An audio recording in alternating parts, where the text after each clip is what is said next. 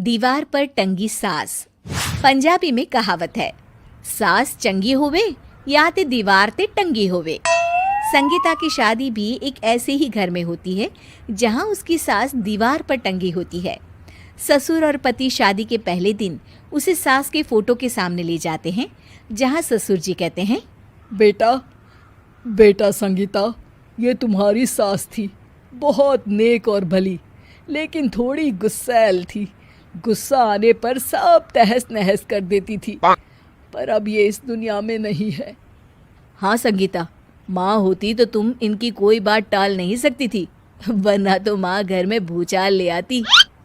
संगीता मन में खुश होती है कि अच्छा है कि ऐसी औरत अब इस घर में नहीं है, लेकिन दिखावे के लिए वो जैसे ही सास की फोटो के सामने हाथ जोड़कर खड़ी होती है, ये क्या?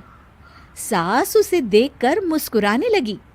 संगीता आंखों को मलकर एक बार फिर से देखती है, लेकिन फिर सास के चेहरे का भाव, भंगिमा यानी एक्सप्रेशन बिल्कुल बदले होते हैं। वो अपने पति और ससुर को कहती है, माँ की तस्वीर तो स्माइल कर रही है। ना ना बेटी, ये कैसे संभव है? जरूर तुम्हें कोई गलती हुई होगी, ऐसा कैसे हो सकता है? लगता है तुम शादी की सारी फॉर्मेलिटी करते करते थक गई हो, तुम्हें आराम की जरूरत है संगीता।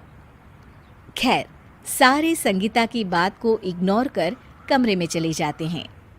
वैसे सास की फोटो पर एक्सप्रेशन एक के बाद एक बदलते ही रहते हैं। सुबह होती है, पति और ससुर को काम पर भेजकर संगीता कमरे की सफाई करने में लग जाती है कि तभी उसे आवाज आती है, टेबल ठीक से साफ करो। ऐसे भी कोई टेबल साफ करता है? इससे अच्छा तो ये गंदा ही था। किसी औरत की आवाज सुन संगीता दंग रह जाती है और सोचने लगती है कि आवाज कहाँ से आई। आवाज को नजरअंदाज कर वो फिर से अपना काम करना शुरू करती है, लेकिन इस बार तो आवाज बिल्कुल उसके कान के पास से आती है। मेरा घर है ये, जब तक मैं थी चमका कर रखती थी, हर एक चीज शीशे की तरह थी। तुम्हें तो ना सफाई आती है ना कुछ पता है। क्यों तुम्हें मेरे घर की जिम्मेदारी दे दी गई है? पता नहीं तुम में मेरे बेटे को क्या दिखाई दिया। मैं होती तो एक से बढ़कर एक लड़कियों की लाइन लगा देती। अब संगीता को समझने में देर नहीं लगी कि ये आवाज किसी और की नहीं बल्कि उसकी सास की है, जो दीवार पर टंगी है। वो उसके पास जाती है और कहती है, नमस्ते सासू माँ, मुझे तो कल ही लग रहा था कि दीवार में कुछ काला है।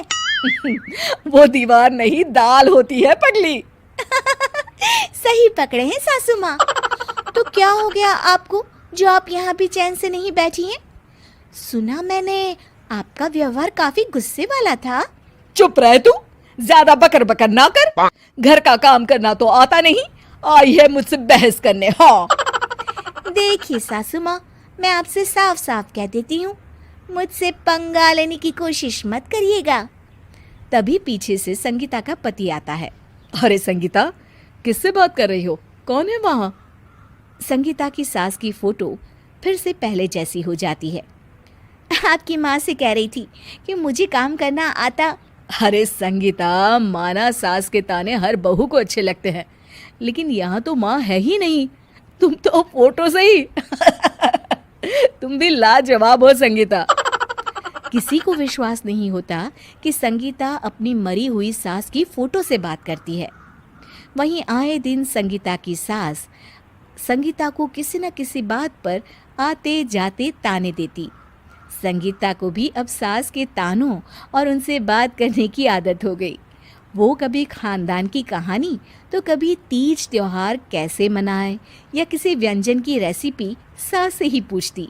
सारा दिन घर में अकेली संगीता की सास अब उसके लिए तानों के साथ पक्की साथी की तरह भी रहने लगी थी, जो किसी और को नहीं बल्कि संगीता को ही सुनाई देती।